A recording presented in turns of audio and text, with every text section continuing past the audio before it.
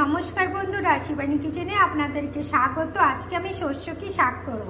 এই শস্যকি শাক করার জন্য বেথুয়া শাক, সর্ষে শাক, পালং শাক আর মেথি শাক এগুলো আমি একসাথে সিদ্ধ করে নিয়েছি। এবার অনেকে ডাল ঘুঁটা দিয়ে ঘেটে নেয়, কিন্তু আমার কাছে ডাল ঘুঁটা নেই বলে এই মিক্সিতে আমি পেস্ট করে নেব।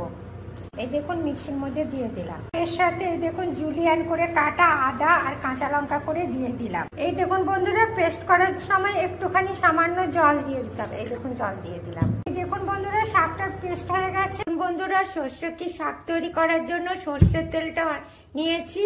এবার এর মধ্যে তেলটা গরম হয়ে গেছে, গোটা জিরে আর গোটা শুকনো লঙ্কা ফোড়ন দিয়ে দিলাম।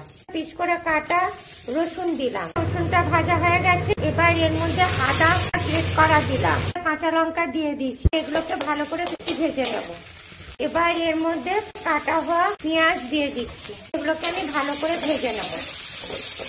এই দেখুন বন্ধুরা, পেঁয়াজ, আদা, রসুন, কাঁচা লঙ্কা ভাজা হয়ে গেছে। এবার এর মধ্যে আমি টমেটো দিয়ে দিচ্ছি আর ধনে পাতা দিয়ে দিলাম। ধনে গুঁড়ো, জিরে গুঁড়ো, হলুদ আর লবণ করে দিয়ে দিলাম। সিদ্ধ হওয়ার জন্য একটুখানি জল দিয়ে দিলাম। এটা ঢাকা দিয়ে দিলাম। এই দেখুন বন্ধুরা, মশলাটা কষা হয়ে গেছে। এবার এই পেস্ট করা সর্ষের শাকটা দিয়ে দিলাম। এই বাটি ধোয়া জলটা দিয়ে দিলাম। বন্ধুরা, এটা হচ্ছে মকাইকার আটার ঘোল। এবার এর মধ্যেই মকাইকার আটার ঘোলটা দিয়ে দিচ্ছি, নাহলে টেস্ট আসবে না।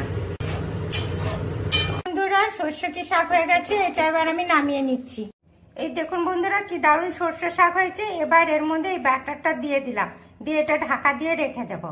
বাটারটা এর মধ্যে গলে যাবে।